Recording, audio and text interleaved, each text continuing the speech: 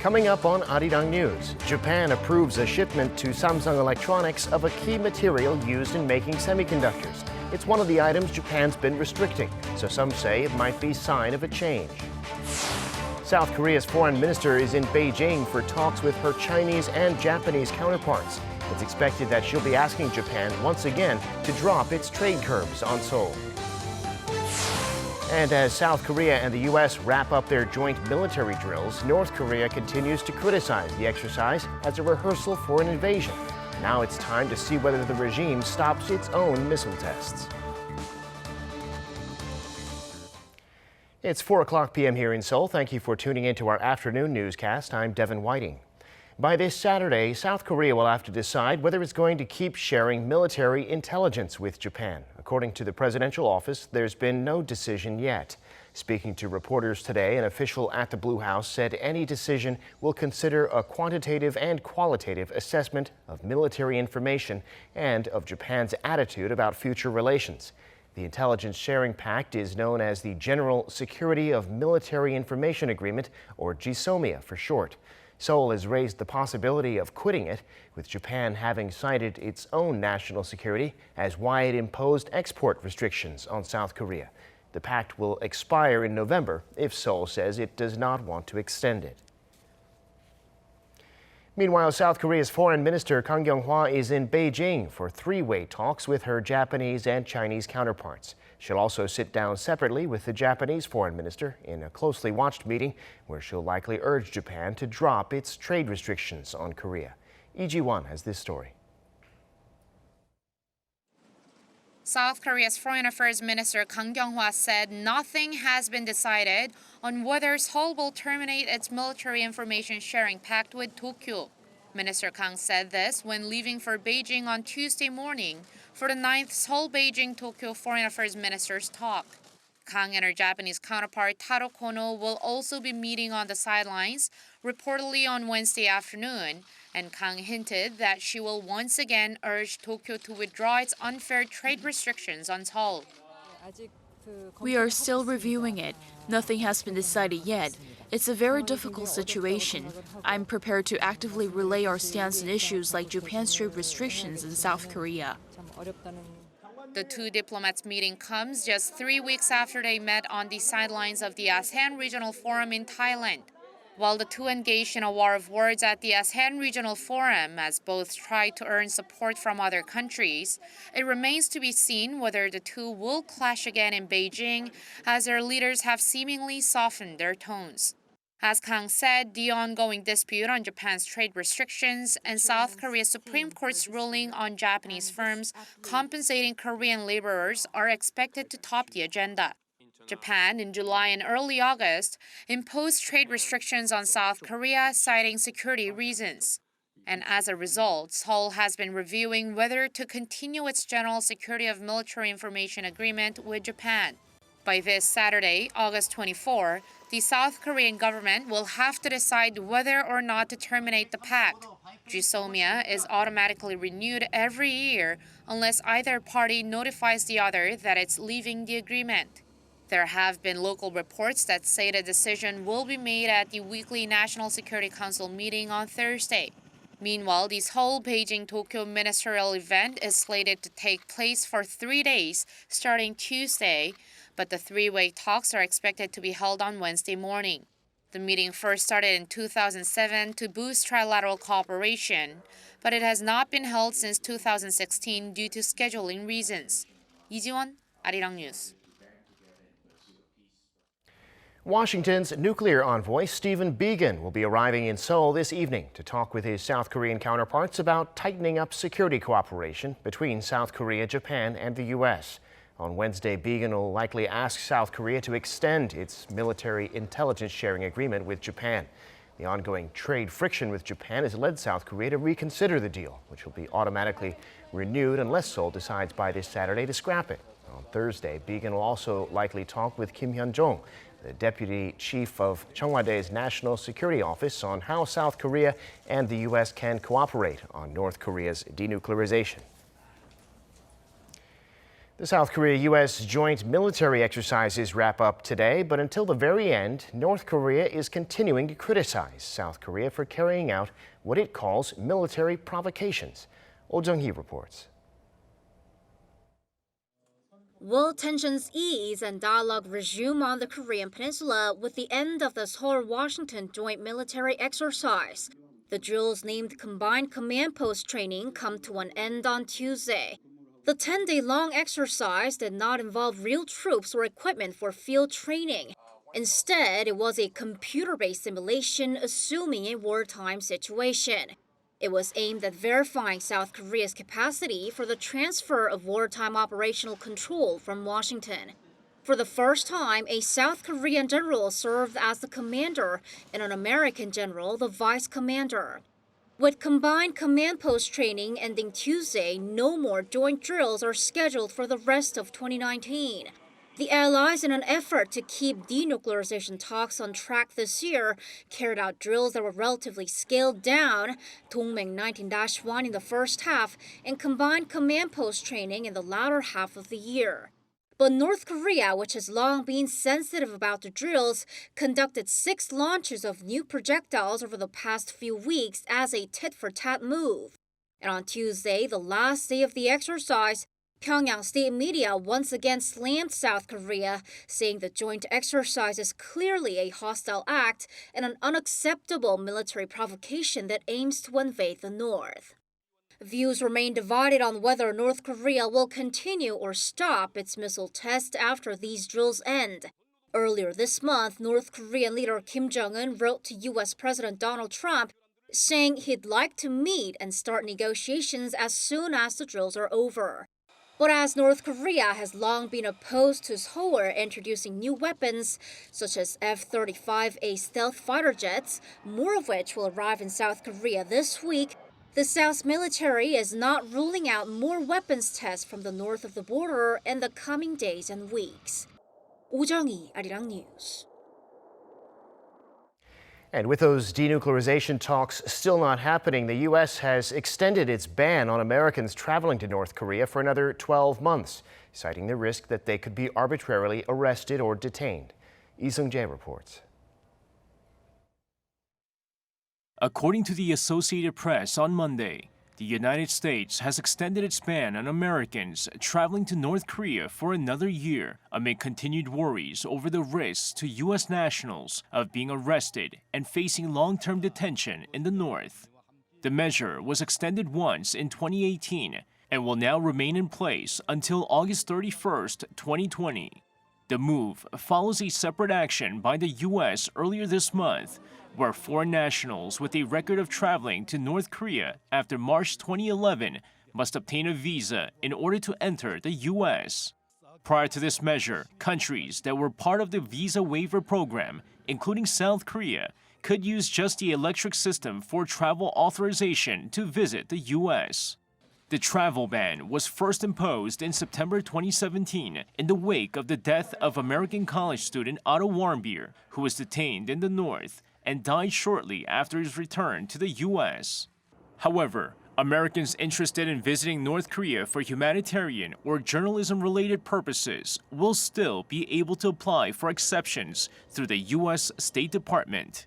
Lee Seung-jae, Arirang News. A delegation from South Korea is in Tokyo to attend a meeting on next year's Olympics. The officials have pledged to raise the issue of Japan's labeling of Korea's Dokdo Island as Japanese territory on the map for the Olympic torch relay. Kan Hyung-woo tells us more. The map of the torch relay route on the official website of the 2020 Tokyo Olympics Committee erroneously shows South Korea's easternmost island of Dokdo as if it's part of Japan. Despite Seoul lodging an official complaint with Japan to remove Dokdo from the map last month, Tokyo has refused. A South Korean delegation is in Japan this week to attend a National Olympic Committee meeting. With officials from the International Olympic Committee and other nations' delegations in attendance, the South Korean side has vowed to raise the issue of the falsely labeled Dokdo Island on Japan's torch relay map. We're going to strongly protest the Dokdo Island issue and press for our demands to be accepted. On the increasing concerns over radiation in Fukushima and food from that region, the Korean Sport and Olympic Committee said it's going to urge the IOC to have international experts launch a thorough examination to provide trustworthy information. The South Korean delegation added it plans to cooperate with other nations' representatives to ensure the safety of all athletes, coaching staff, and other participants at next year's Tokyo Summer Olympic and Paralympic Games. 강영우, Arirang News.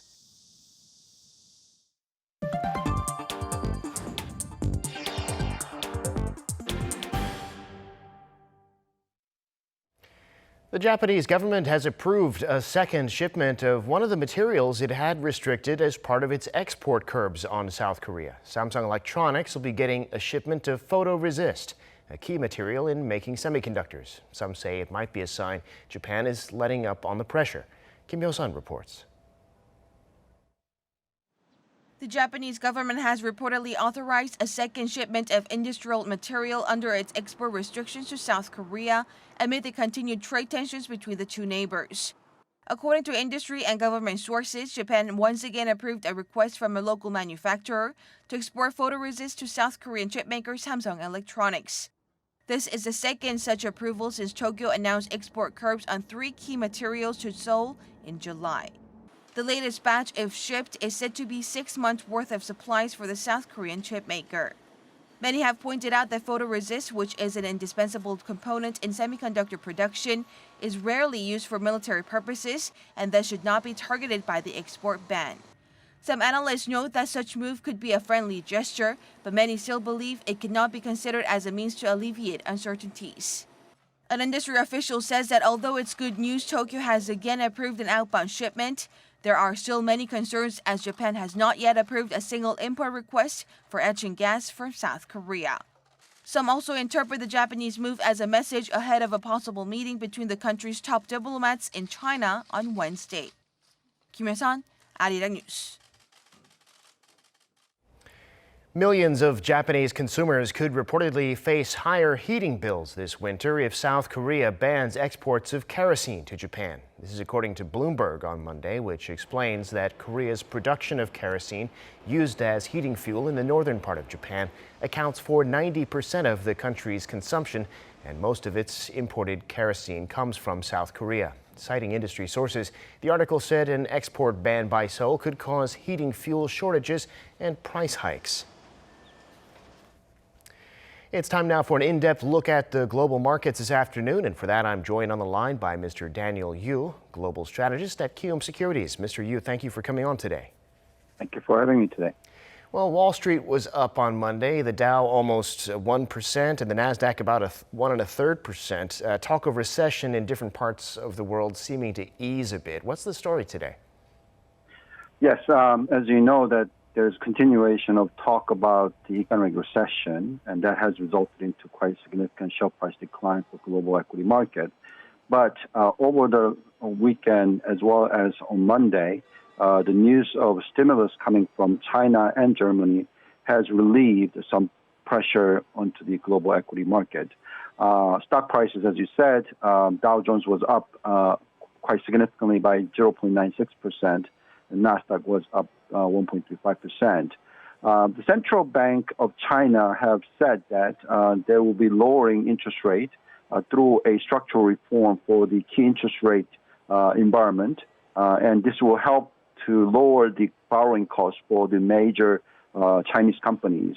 Also, on Sunday, German finance minister have suggested that Berlin will make significant available money amounting to $55 billion in terms of extra spending in order to boost the economies. So all these numbers are quite positive to boost the global economic growth, where people are less worried about the economic recession, and that resulted into significant share prices movement in Asia market as well. If you look at Kospi was up 1.05%, Kosdaq was up 2% plus. Nikkei was up again by 0.55% after 0.7% rise the day before. Shanghai and Shenzhen indices were kind of flat after a significant rise on Monday by 2 to 3%. Got it. Well, here in Korea, an interesting story. Investors in certain derivative funds based on bonds in the U.S., Germany, Britain, they're facing huge losses. The thing is, I understand reports say some of these investors thought they were buying the bonds themselves, not derivative products. The Financial Supervisory Service is investigating. What's happening here? Yes. As you said, there has been quite significant losses possible from these DLS and DLF products.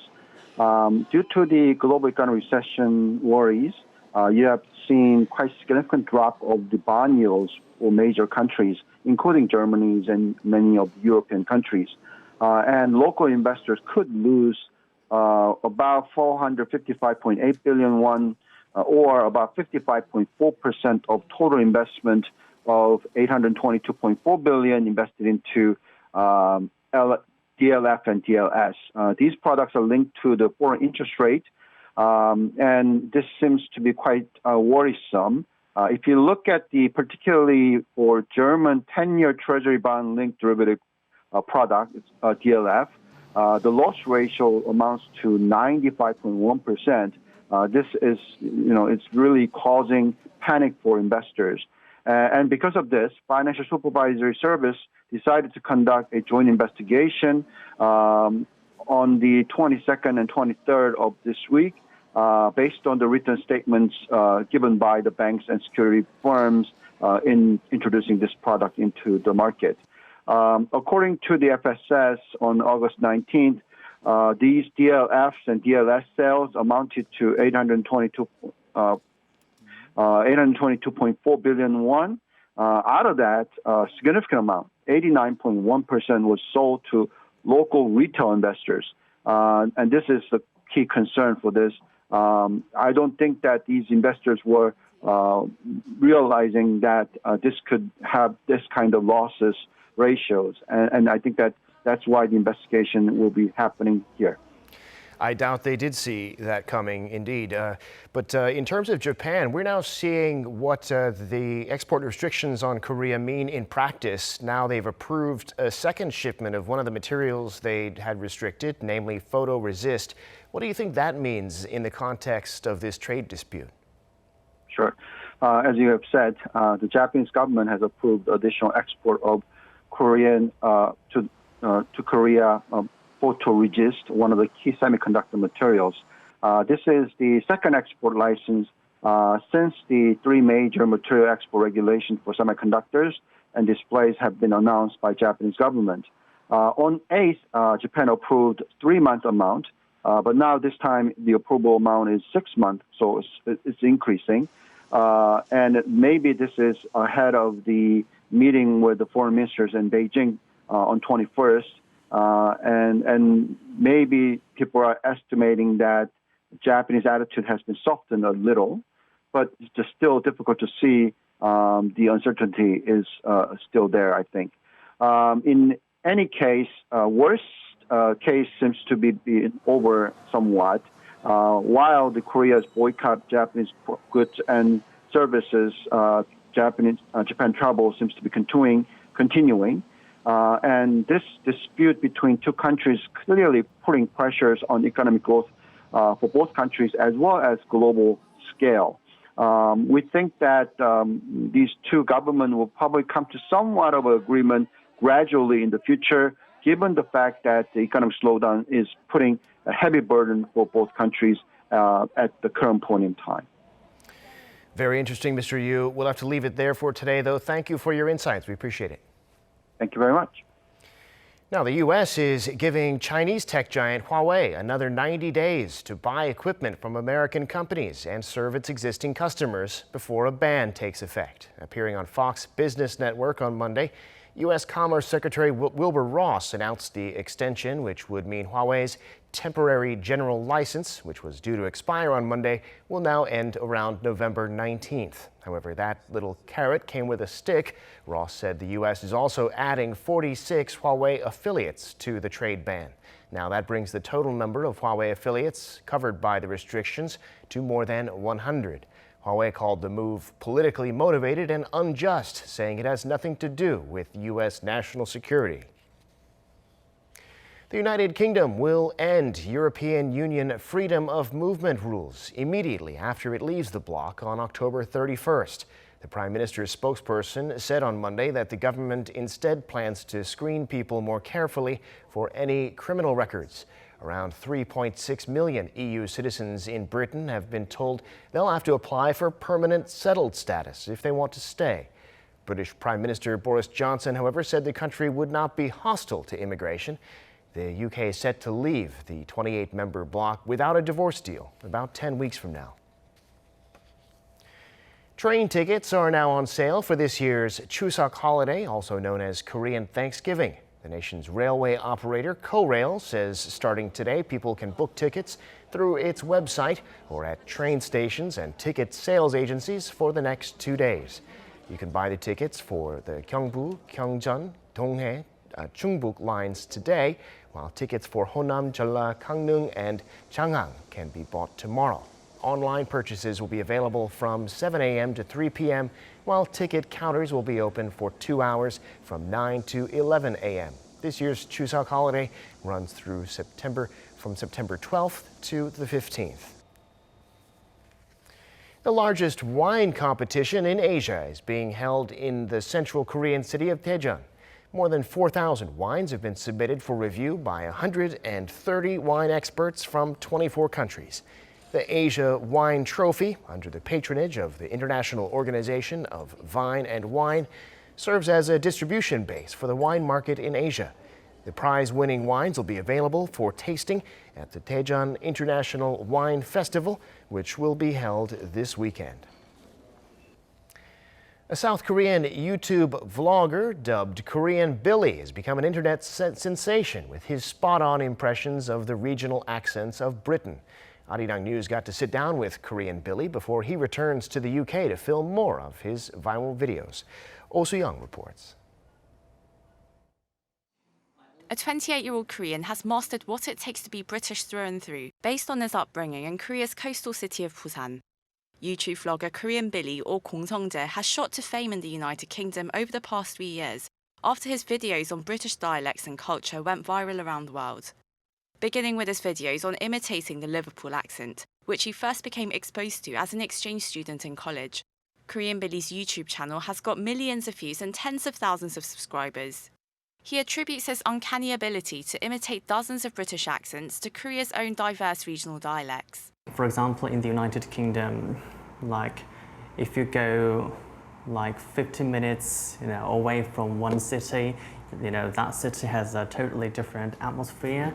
And also in Korea, when you take a train from Seoul and take a train for about 2 hours from Seoul, people speak in a totally different language, like different accent, and that atmosphere is absolutely different. With his videos, Billy has also drawn interest to his home country, South Korea, amid the growing popularity of Korean pop music and cultural content. When I was an exchange student 4 years ago, when I was in the UK, so at that time, British people didn't know very much about South Korea, but this year when I went to the United Kingdom, I could definitely feel that lots of British people are even interested in going to South Korea and travel to South Korea. Also, the thing is that the image of South Korea is really positive, I think. So that is also a good thing to me as well. Korean Billy plans to keep making videos for his channel, blending the best of British with his quirky Korean charm. Oh Soo-young, Arirang News. A special exhibition on Korean history and traditional culture has been getting a lot of visitors in Copenhagen, Denmark, since it opened in late June. Gyeongju National Research Institute of Cultural Heritage and Gyeongju City have organized the art exhibition at Denmark's Nikolai Kunsthal Gallery, showcasing pictures, installations, and Lego art inspired by the ancient royal site of Wolseong. Wolseong means moon castle. It contains a historic palace and fortress that were built back in 101 AD during Korea's Silla dynasty, and it's been listed as a UNESCO World Heritage Site. The exhibition runs through September 8th.